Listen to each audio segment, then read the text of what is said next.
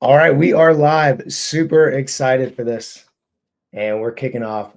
It's one of my favorite things to do in Nice. what I do at Real Estate CEOs, Agent War Room through LPT, and it's introduced great new partners. So I'm not going to take too long in the intro. I'm just very impressed with you. I was introduced to you by Saneet Agarwal. I'd heard of you before, but hadn't had the opportunity to kind of meet you. Yesterday, you blew me away in one of our masterminds, which was really fun to be a part of. It seemed like you were pretty much on the hot seat the entire time.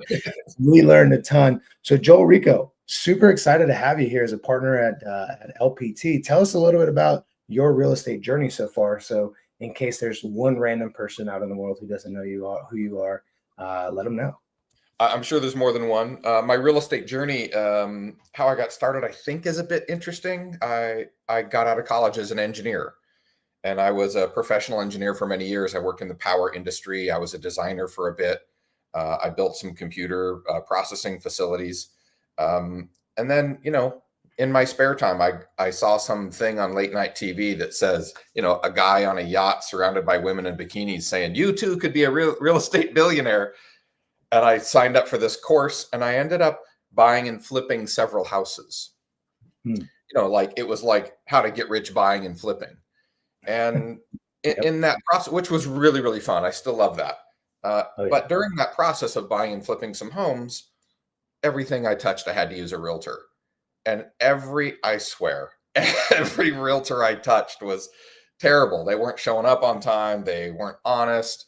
They were dropping the ball. It was, I could tell you stories for hours about some of those experiences. And I got frustrated, and I thought, I'll just do it myself. Forget these people. If I'm going to be successful, I can't wait for them. So I got my license. And then really quickly, the people in my life that knew me and trusted me were like, you're a realtor? Come list my house, help me buy.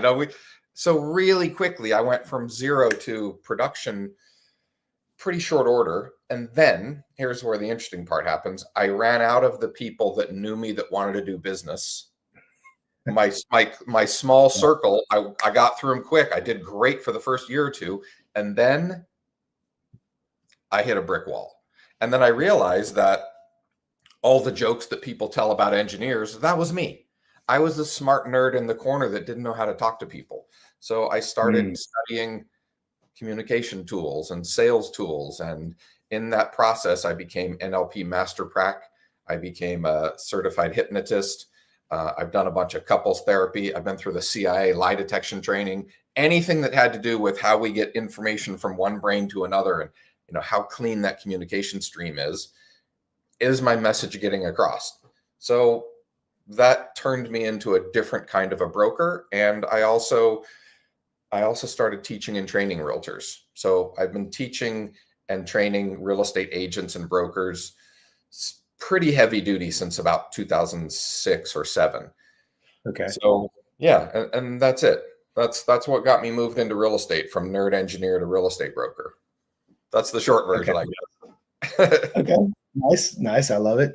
Yeah. And so when breaking into real estate and doing all that stuff, what made you take all of those courses to become an NLP Master Prac, which for those who don't know, if you can also explain what that is, and then why was it so important to you that you delve into that and became a master practitioner of that?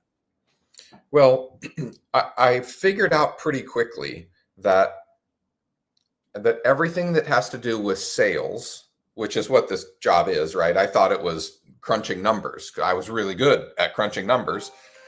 And once I realized that crunching numbers wasn't where it's at, I learned very quickly that communication is where it's at. So sales, selling real estate, marketing, everything has to do with how well I'm communicating. I got over and over, I got clear that, I was the best person for the job. I was telling people the truth about what their property was worth. And yet, even though I could mathematically prove that it's not worth 800, it's worth 700, I can prove it to you mathematically. Even though I was right, I lost the client. So what I learned was, it's all about how we're communicating. Am I connecting with other people? Am I hearing them? Are they hearing me? Or are we just like, oh, no, I need to think about it. what happened in the realm in which we were communicating wasn't like really meshing well. And I learned quickly that that's the magic is, am I connecting? Are they hearing me? Are we getting the point across? What's happening in translation was getting lost. And so I learned very quickly that the conversation is the magic, right? That was the game changer. So in the conversation, that being the magic, what does NLP do that's different than just being good at scripts and dialogues and stuff like that? I know we're talking about LPT and we'll get to that in just a second, but this is me personally selfishly asking these questions. Sure. So, well, we spoke yesterday a little bit. So NLP, for those that, sorry, I'm realizing people weren't on the call yesterday. So NLP stands for Neuro Linguistic Programming. Neuro is the mind, linguistic is spoken words, and programming is causing an effect somewhere else. So like, think about all the times that you had a discussion with somebody, and then you found out later that they didn't really understand what you were saying. And like, well, they got the wrong impression. Like, that's not really what I had to say. And so that's the most common outcome is, like they got 7 out of 10, right? They got 5 out of 10. They didn't really get 10 out of 10 of what I was really trying to convey. And so NLP is speaking such that the measure of the communication is measured by the response of the listener. So how do I know if they got it? Well, by what they say back to me, I can measure whether or not they understood or not. Yeah. So one little snippet of an NLP example. So one of the things that I say all the time, if I'm taking buyers, let's say, for example, I have a buyer and we look at a couple of houses and I'll show them, let's say, 4 houses.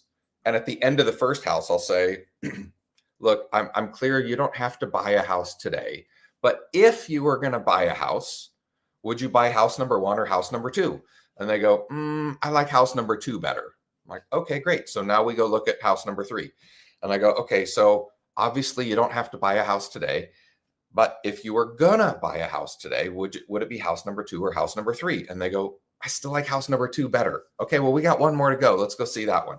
So now we're at house number 4, and I go, okay, this is the house number 4. So if you were gonna buy a house today, would it be house number 2 or house number 4? And they go, I still like house number 2. I'm like, okay, good. So do you want to make an offer on house number 2? Or do you want to risk losing your favorite one of the day? We should probably make an offer on house number 2. Okay. Did that feel pushy at all? No, not at all. No. I was in the driver's seat. If I were the buyer, I'm in the driver's seat the whole time. Yeah, for sure. The buyer's in the driver's seat the whole time, not pushy. I'm just asking questions. So here's the question for you is, how many times did I say, buy a house today? None. Listen to the recording. If you were going to buy it 3 times. Like 6. If you don't have to buy a house today, but if you were going to buy a house today, would you buy house number 1 or house number 2? You're right. Okay, now the next one, you don't have to buy a house today, but if you were going to buy a house today, would you buy this one or that one? I said it like 6 or 7 times. So what I'm doing is I'm planting the seed, buy a house today, buy a house today, buy a house today. Right. And what's really interesting is I asked you, how many times did I say buy a house today? You said 0. Yeah, because it passed right through my consciousness, right? Correct. Interesting. So there's in the way the mind works, there's 2 major components of the mind. You've all heard that we only use 10% of our brain, right? Everybody's heard that. That's not true. So 10% of your brain is the conscious part. Say again? I was making a joke. I said, yeah, you're right. Mine's like 5%. So so the 10% is the conscious part. That's the part we have control of. And then the 90% is the part that beats your heart and sends white blood cells to wounds and digests your food and balances your blood sugar. That I don't have control of. Okay. But that 90% is also Now, the part that drives your car, right? When you're first driving a car, there was so much to do. You had to That steer makes and sense. shift and look at the mirror. Now you get in your car and talk on the phone and you show up in your driveway Mhm. because that thing gets moved to the automatic part of the 90%. Okay. So NLP is a tool that takes a message and moves it directly into the 90%. It bypasses the critical faculty of the 10%, goes right into the 90. So it's speaking in terms to affect a change in the structure of another. That's powerful. And it's funny because it sounds like you could probably use that for really not great purposes and then also great purposes. So you have to, with that kind of power, you have a lot of responsibility and you have to have integrity when using stuff like that. Cause I'm sure Sadly, some, that is true. There's a lot. There's a lot of ways that it can be used for selfish purposes, and Mhm. I see people do that. I see it. I hear it a fair amount. In fact, I hear it on virtually every advertisement and TV commercial constantly. Hmm. Well, I'm glad to have you on our side because maybe you can help me spot it. Because sometimes it Sure. happens when I think it doesn't happen. All right, so changing gears because this is what we were hoping to also chat with. Man, you partnered up with us at LPT and Real Estate CEOs, and I'm just curious, what drew you to LPT? Because it's not like you're new to the game. It's not like you don't understand that you have opportunity anywhere you want to go. What drew you to the opportunity of LPT? The LPT just feels a little more. It feels more member focused. It feels more agent focused. So I've been with a couple of big name brokerages. Um, One in particular that offered profit share and really promoted the opportunity of being related to them. And what I found was a bunch of really nice, well-meaning people. I also found, everybody was in it for themselves. Hmm. I really did, and I have some lifelong friends that I've met there, and Yeah. yet I met a whole lot of people that are in it for themselves. And my little bit of time spent with LPT and Sanit, everybody's like, "How can I help you? Like, Hmm. what do you need? How can you help?" In fact, from the call yesterday, I spoke to somebody from that call on the phone for a few minutes, and he said, "Oh my God, you've been so unbelievably helpful. I can't believe you just called me back to help me. How can I help you? How about this? How about that?" And the guy just started pouring into me. I was blown away. I Yeah. mean, the guy called to ask me a question. I returned his call. I didn't think anything of it. And yet he's like, "Let me tell you how I'm doing this. Let me show you this piece." Yeah. I Right? love. Just unbelievable. That's amazing. So for those of you guys watching who want to know like what call were you talking about? Every Wednesday and Thursday we do a mastermind. Wednesday is a production focused one. We're talking marketing, advertising, lead generation, conversion, all the basic tools of stuff like that. Where how you farming, whatever it is. There's various topics to help people produce more. And then Thursday is a growth-based meeting. It's mostly team leaders and people looking to really grow by attracting agents to the model, but primarily team leaders and those people just impact it or committed to growth in terms of bringing agents into their organization one way or another. And so Joel was there yesterday, and it was awesome because we asked a question, which led to another question, which essentially led to 40 minutes of you schooling us on a bunch of really good stuff. It took a ridiculous amount of notes, and I know that Neil always has a write up for us afterwards in Nice. Agent War Room. So I appreciate that. Tell me a little bit about what you're hoping to accomplish now that you're partnering with us at LPT. Well, I was doing a lot of agenting in the past, meaning I was showing buyers and sellers and in production. And what I like to do now more than anything is back to my roots is I want to be the principal. So Mm, I like to buy, I like to flip, I like to hold. I want to be in the driver's seat as much as I can. And yeah. so now I'm back to rebuilding with some more agent count to, I mean, obviously there has to be brokering to be volume and momentum, but as the principal, I want to be, I want to be behind all of that. My Mm, my ideal goal would be to have 10 agents on my team that were listing whatever they list, but I get to pick and choose all the beat up fixers. I'm like, I want to buy, I want to buy them first if I can. Yeah. I learned early on in my career, like I made a $6,000 commission, but the seller got 150 grand. And I was like, wait a minute. I'm in the wrong seat. I want that job. I want that position. Mm-hmm. So I think the very best part, the biggest checks from real estate come from being the principal.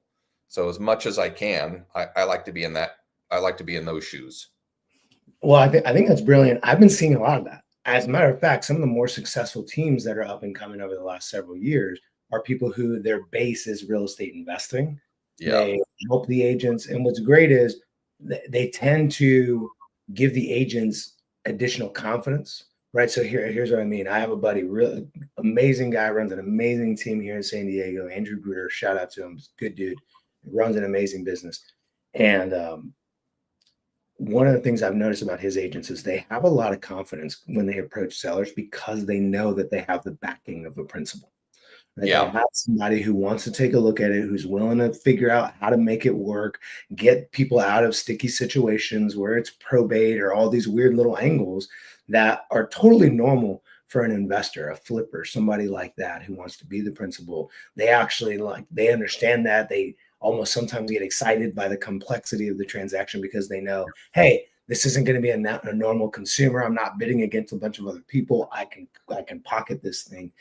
And so what I've noticed is the agents on those teams, they're very confident as opposed to, and it's because they have additional exit opportunities, right? That's it right there. Contract. They don't just have the residential listing agreement to sign. They go, well, what about this option? What about that option?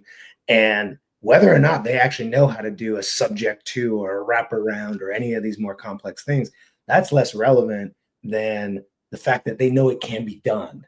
And they have someone backing them that understands how to navigate the complexity of some of that stuff. So I think that's brilliant. So what you're saying is you're starting a team. And I'm excited for that. And like, who should paying attention to that? Like, where are you at for those people who maybe are even within proximity to you, but don't know that, one, you're in their area, and two, you're looking to start a team. This is me shamelessly promoting your team right now, by the way. Awesome. Thank you. Where are you at, and who should reach out to you? Yeah, I'm in Northern California. I'm centered in Sacramento, the capital of California, but mostly almost anything north of like San Francisco. Okay. I'm a broker, so I've sold houses down in San Diego and LA a little bit, but that's pretty far for me. I've just done that for friends. Mm-hmm. Yeah, Northern California, and I think your comment's really spot on about having additional exit strategies. As a typical realtor, you go into a house and you think, oh my gosh, this isn't FHA standards. How am I going to sell this? Right? Or this is really complex. Wait, there's 3 buyers and one of them passed away. And, you're going to, right? All those things that show up as complexities and difficulties for a regular agent, those people still need help. Those people are still looking for a solution. Mm-hmm. And the more versed we are on what solutions we can offer and how we can get people out of those situations, the more value we bring to the table and the more opportunity there is for us too. Yeah, it makes a lot of sense. And so, okay, you're at LPT. It makes a lot of sense. It's agent focused. There's a high level of contribution here, unparalleled so far, at least that you've seen. And in addition to that, you're launching your team on this platform. What is it that stands out about LPT to help you launch this team? Is there anything in particular that stood out where you go, this is a reason to look at LPT? This is, again, a shameless plug for LPT and people that might want to partner with you at LPT. Why should they consider it? Why should they be excited? Well, if you're selling let me say this 2 ways. If you're just getting your feet wet, okay, and you want to get started, the model at LPT is the lowest barrier to entry cost with the most amount of marketing support for somebody who's new, like by a landslide. Okay. Then also, if you're killing it and you're making a bunch of money and you're doing a bunch of volume, LPT has the lowest overhead cap and still the most marketing support of anybody I've seen.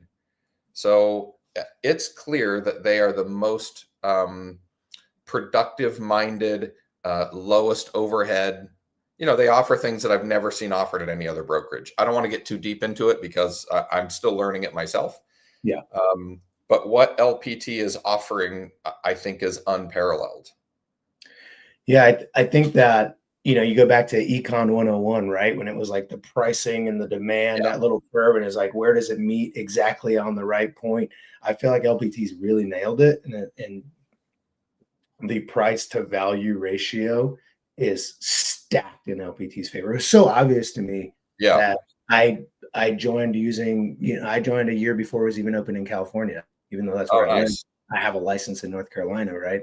And so I decided to go ahead and use that. But I saw it and I was like, this is a no-brainer. Like, I will wait on deck until it shows up to California for it to make sense, for me to like go all in. So I love that. It's so plain, right? It's Yeah. the cost to value ratio stacked in LPT's favor. I kept asking, I kept saying, like, how are they doing this? How can they?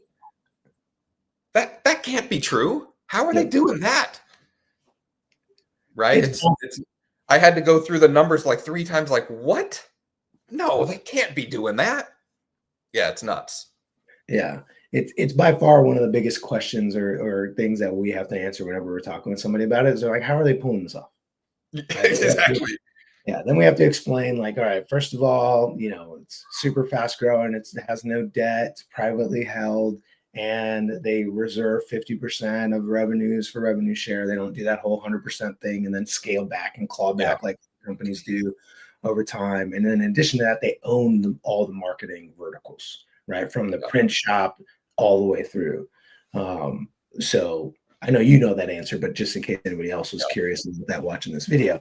So kind of wrapping up here, if you could leave us with one thought as to, like, let's say somebody's considering making a move in a brokerage, and they also want to make sure that they're not losing anything in terms of tools and support.